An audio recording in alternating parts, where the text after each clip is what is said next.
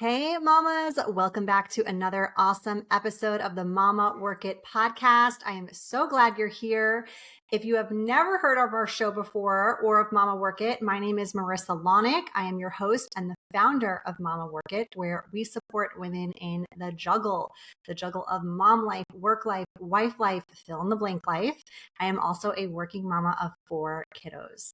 Today, we are talking all about careers, and we have an amazing guest. Her name is Sasha Elezovski.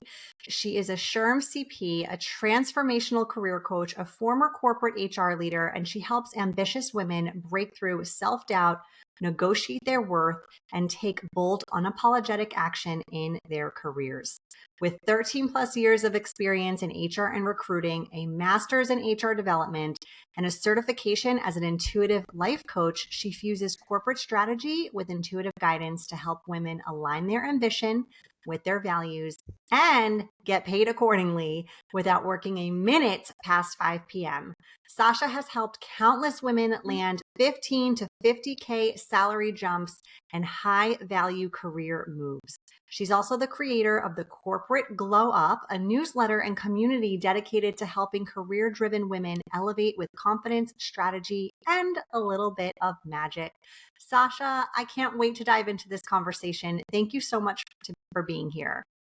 Thank you so much for having me, Marissa. You have no idea how much it means to have the opportunity to speak to women in this way. So, yes, and I know you're going to share so much good stuff with us. So let's dive right in. First and foremost, tell us just a little bit more about you, your journey as a working mom, and how you got to where you are. yeah. So, like you very eloquently put it, I've been in corporate HR for the last 13 years. Throughout those 13 years, I've helped so many women throughout their journeys, but also I was learning a lot about myself and about motherhood and about what it means to be a woman in corporate, right? So, I had my children, I went through a marriage, I went through a divorce. And so one of the most important times of my career was when I became a recruiter and I actually started to speak to women a lot more in a one-to-one. And that's when I realized that a lot of what I was going through was very universal. Um, and that's what really drove me to becoming a holistic career coach to help women, because it was very disheartening to hear things like women having uh, sort of like identity crisis, or not an identity crisis per se, but more like a guilt pull, because they're like, I have to work from 9 to 5, but I can't pick up my kids at 3 to take them to their activities, right? I have to leave my kids, in after school care. And, how do I reconcile me like making a better life for my children when I don't feel like I am making that impact? And so this is what drives me. And I hope I'm not I hope I'm making sense here, but this is what drives me to be this vehicle for women in corporate. 100%. Yes. And I think we've all felt this if we're not feeling it right now. I mean, I remember living that life and not being able to do the drop offs or the pickups or the after school activities. And then when I was able to do that, I remember sitting in the car line and thinking to myself, I had 2 ways to think about this situation. I could think, God, it sucks to sit in the car line. It's such a waste of time. Or I could think, I dreamed of sitting in this car line for years and now I get to do it. Exactly. Yeah. Exactly. That's another thing that I talk to women a lot about, or I help a lot of women with, is a lot of reframing. I do a lot of reframing work for that reason. I love you Yeah. said that. I love that you said that. Yeah. So you worked in HR for over a decade. You talk about storytelling and why this is so powerful and how it works when it comes to landing a job. So give us sort of the HR edition of storytelling and how this can help you if you are on the job hunt. Okay. So yeah, it's a very powerful thing. And it's because, as humans, we are very much attracted to a good story, right? Like, how many times have we remembered a story but we don't necessarily remember the person's name, where we heard it from, but we remember how much it impacted us and the impact it created. Like, you just remember the details of it all, right? And so this is why I encourage women, especially in this job market where you're getting hundreds and hundreds of applicants to one job, that when you do get in that seat, when you do get in that interviewing seat, or you go into a networking event, or even on your resume, that you succinctly and impactfully share your career stories, you know? So you're talking about sharing your story via your resume, via your cover letter. Any other way to make that stand out? I mean, I imagine when you're in the interview process, it's a bit easier to verbally do so. How do you actually articulate that in a resume or in a cover letter? So how I recommend women do this is by using the STAR method, right? The STAR method is an acronym for the situation, the task, the action, and the result, right? And so the way, for example, the way I would do it, if I was telling you like what I do or what I've done, is I helped a woman who was struggling with salary negotiation get a 20K increase by teaching her salary negotiation skills and helping her own her worth, right? So in that sentence, I was able to tell you the impact I have been able to do. And notice how I said a number in there, because numbers matter, right? When we hear a story and we hear numbers, we're automatically like, oh my God, that sounds amazing, right? Like, and when I hear something like, when I hear someone say something like that, I'm like, okay, 20K, that's okay. That was a very huge impact that you made for that person. And so when you are struggling with, well, what do I say? Especially if someone asks you, well, tell me about yourself. This is how you kind of want to put it together in your head so that you can be succinct and you can demonstrate the impact. Okay, so the STAR method, tell me again what it stands for. Yeah. So situation, task, action, and result. You want to make Situation, sure you. task, action, result. Okay. Yeah, I love a good acronym and a good formula. That's the kind of communicator I am. So you're speaking my language for sure. Yeah, and it's not something I created at all by any means. This has existed for quite some time, so it's not something that I created, but it's something that I definitely find very useful when I teach women. Absolutely. So I know you've got so many tips for getting your resume to stand out, your LinkedIn profile to stand out. Give us one or two quick ones on the show today about how somebody can do that. Yeah, so in this job market, I tell my clients and people that I talk to be a peacock. Okay. Mm, What I mean by that is, if you go to any job right now at any given moment, you're going to see, especially on LinkedIn, you're going to see like hundreds of applicants to one job, right? So if you're going to apply and the applicant tracking system automatically ranks your resume based on the keywords and all of that good stuff, 9 times out of 10, and I shouldn't say 9 times out of 10, more like 7 times out of 10, your resume is probably not going to rank as high, right? So you want to be able to beat that, right? You want to be able to overcome that hurdle in this job market. So what you want to do is, immediately after sending in your application and applying, send a quick note to the recruiter. Put yourself in front of them, right? Because when I was a recruiter, I appreciated this because I had so many applicants. And so when somebody kind of like did an extra step and said, hey, look at my resume. This is the link I applied to. And these are 3 reasons why I am a good fit for this role. I wanted to talk to them immediately because it just saved me a bunch of time. And not saying that, because I've had discussions with people, very heated discussions with people where they've shared that, recruiters are lazy and stuff like that. It's, on a given day, I would speak to 10 to 12 people. And I did not have the time to go through all of these hundreds of applicants, unfortunately. So you want to make sure that you're taking that little extra step, saying, hey, I just applied to this. These are the top 3 reasons why you need to call me right now so that we can talk about this, right? hmm. Be a little Yeah. gutsy, be a peacock. You know what I mean? So Yeah. I mean, listen, it makes sense. Not only are you sort of separating yourself from this massive list, but also you're showing such strong initiative and interest in the role. I mean, if you didn't care that much about it, you'd apply and you'd not think about it again. If you really did care about the role and you really wanted the job, you're going to go the extra mile and do a step like this. And that's also showing the recruiter that. Yeah. And we're just in a different time. Like 5 years, 2 years ago, 3 years ago, you would have been okay just applying.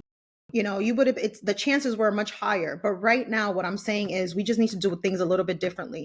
Also, you said two things. The second thing I would say, and very quickly, networking. Networking is your friend. The last 4 jobs that I landed because people that knew me, that I've built genuine connections with, mentioned me in rooms that I was not in. Okay. So this is the time where, like, if you see networking events in your area, or, you're struggling with getting people, giving an eye to your resume, get out there and talk to people. Go reach out to people and do what I call informational interviews, right? Like, reach out to people that are in companies that you want to work for and say, hey, I just want a little bit more of your time, and offer something in return, so that, for them, it feels like a symbiotic thing. And then, you know, share your accomplishments, your impact, and how you can, if they had any guidance or tips on how you can um, get to where you want to get to, if that makes sense. Yeah.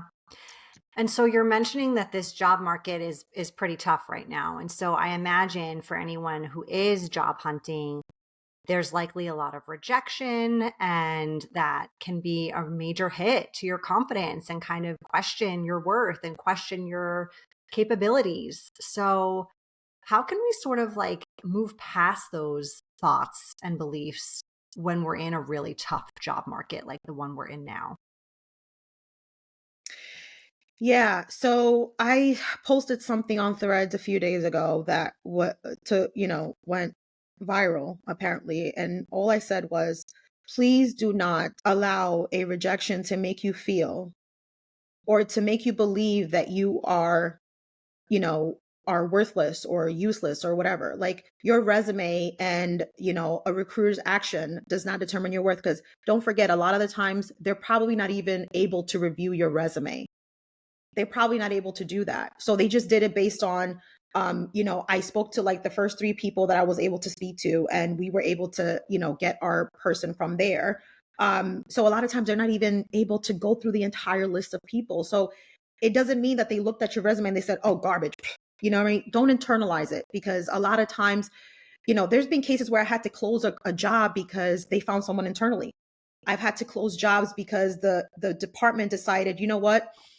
We actually don't need the budget for this. Let's close this down. So a lot of times it has nothing to do with you as a person. So I don't want people to internalize it, because what happens is, if you keep internalizing it, you start to get into this, you know what, I give up. And once you get into that role of I give up, you start to bring the energy of I'm going to accept anything that just comes my way. And you don't want to do that. You don't want to ever settle. So keep your spirits up. Don't let a rejection make you feel like something that you're not. I just don't want Yeah. women to internalize that. Yeah, so true. It's like we can take it so personally. Meanwhile, it there's probably 100 reasons that had nothing to do with us in so many ways. Exactly. Yeah, Exactly. Exactly. Exactly. yeah. So you've got tons of resources, and you're gifting our audience today a free one. Thank you for that. And it is to Yay. help job seekers stand out in the market. So tell us just a little bit more about it, how it could help someone who's looking for their next role right now. What is this? Okay, so my freebie is the land that job with strategic storytelling. So the basis of it is, it's sort of like it's a workbook and a guide. So it walks you through, like, networking, personal branding, resume, LinkedIn. What it helps you do is kind of like write out how you can make an impact, or how you can tell your story in a way that you can captivate the interviewer or the person that you're speaking to about your career, right? So it definitely talks about the STAR method in there. And it also has ChatGPT prompts that will help you revamp your resume and your LinkedIn profile in 10 minutes or less. Um, by the way, this is someone that has an existing resume. Not, this is not, I'm not, I don't, particularly agree with like someone creating like a resume that, a fake one to, I don't believe in exaggerating or anything like that in order to. So this is for someone that already has a resume that they want to revamp according to the job description that they're targeting, right? Got it. Got it. Yeah. Do you recommend people do that? Have several versions of their resume for, a handful of jobs that they're looking for, titles and things like that? I do, and here's why. Some people may not agree with this, but here's why. So, you want to tell a story, or you want to talk to the person at the level they're at, and you want to talk to the person in a way that it resonates with them and their values. So the same thing with a company, the same thing with the recruiter, the same thing with a job. If the job is asking for is sort of a is asking for, like, I don't know, certain technology skills, right? Or certain values, right? You want to make sure that you're tailoring that your resume. Like if you, for example, a resume says you need Taleo experience. Taleo is a applicant tracking system. But let's just say an example. But I actually dabbled in that. You want to make sure that it's in there, right? A lot of people don't realize when I've reviewed many, many resumes, and I've realized that a lot of people don't think of certain things as important. So I would ask people like, well, what do you have this experience? Why don't you have this experience there? And they would respond back, well, I didn't think it would be important. And I'm like, it is, right? It is, because the job requires it. So study the job description. A lot of times we're applying to jobs and not really reviewing what they're looking for. Definitely make sure that you're tailoring your resume to that job description. I would say have a handful of. So when I was looking for roles, I was looking for HR project manager roles, DEI roles, recruiter roles, right? So I would make sure that I would have a resume for these 3 job areas that tailored my tasks or my impacts for those jobs, if that makes sense. Yeah, it does. It does. Okay. It sounds like being a bit more thoughtful in the prerequisite phase of job hunting.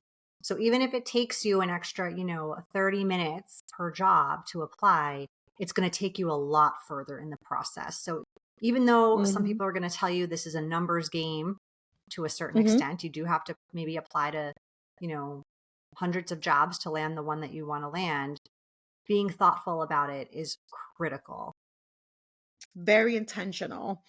And one last thing that I pointer, I guess I would say, is um, start tracking your performance. Right, like to your point, we're in a market where the conversion rate between application to you landing an interview is going to be a lot lower, right? But like if you're tracking the jobs that you're applying to and whether they go to interview or not, you'd be able to see, okay, are my tactics working, right? Are my strategies working? So like for example, you apply to 100 jobs and you haven't landed an interview, or you landed one interview, that means that there has to be something that you do so that you can get more people to look at your resume and want to book an interview with you. And those things like networking, those things like reaching out to the recruiter can help you with that. Yeah. Yeah. Like maybe update your process a bit. Yeah. Mm-hmm. Okay. All right. Amazing. Sasha, thank you. We are going to head on into our lightning round now. This is where I ask just some random personal questions just so our listeners can get to know you a little bit better. Are you ready? Okay. Okay. All right. Tell us, if you could have any superpower, what would it be?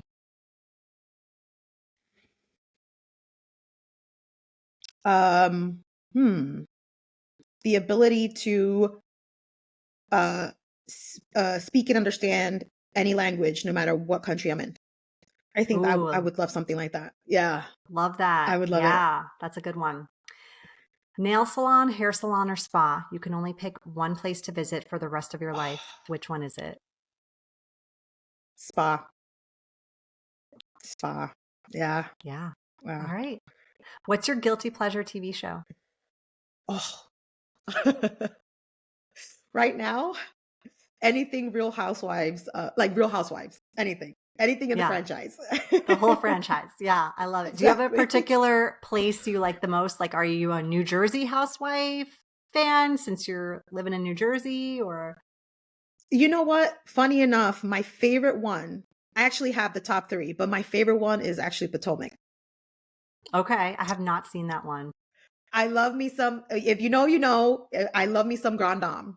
I really do. Okay. So, Miss That means Karen nothing Huger, to I love me her. because I have not seen this, but It's if okay. you know, you It's know. okay. It's okay. All right. Would you consider yourself more of an introvert or an extrovert? Extrovert, but being extroverted a lot makes me want to introvert, if that makes sense. So like if like Mm-hmm. people, I say fake introvert, fake extrovert, but really, I show as a good extrovert, but if I do too much of it, I'm gonna stay in bed for like 3 days after that because it was too Yeah. much. They say, what do they call that? An introverted extrovert, maybe? Exactly. That's Okay. me. That's me. Yeah. Good. All right. Finally, what's something most people don't know about you?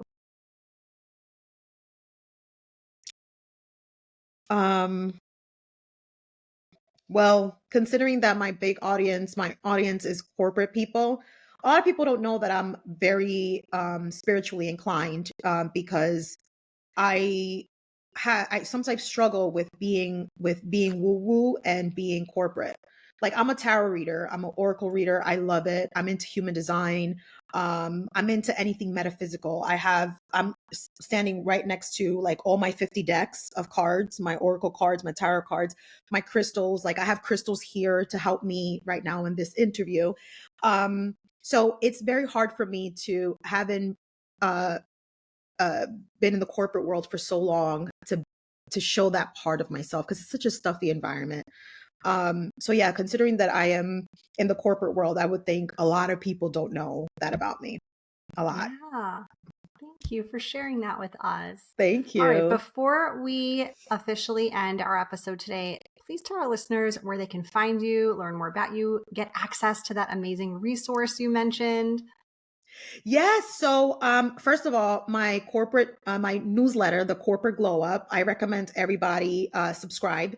It is a community where I'm trying to help women get the title, the paycheck, and the peace of mind that they're looking for without having to work a minute past 5 p.m. every single day, right? You don't have to work 50, 60 hours a week to get what you want in corporate. And that's what I'm trying to help women with some free tips. That's number one.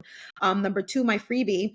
I can give you the link, or we can definitely put the link on this, down below or wherever it is that you put the link, Marissa. But yeah, it's it's a land that job guide by storytelling. You can also find me on LinkedIn. I have links there for my guide if you want. And in my my newsletter, the Corporate Glow Up, you'll also be able to find the links there. Amazing. And yes, we are going to link everything in our show notes today. Absolutely. So be sure to head over there, click them, subscribe, get access to that amazing resource. Sasha, thank you so much for these tips and for sharing all your HR wisdom. And Thank if you are you. listening and looking to land your next job, I hope you found today's episode helpful. Yes, thank you so much, Marissa.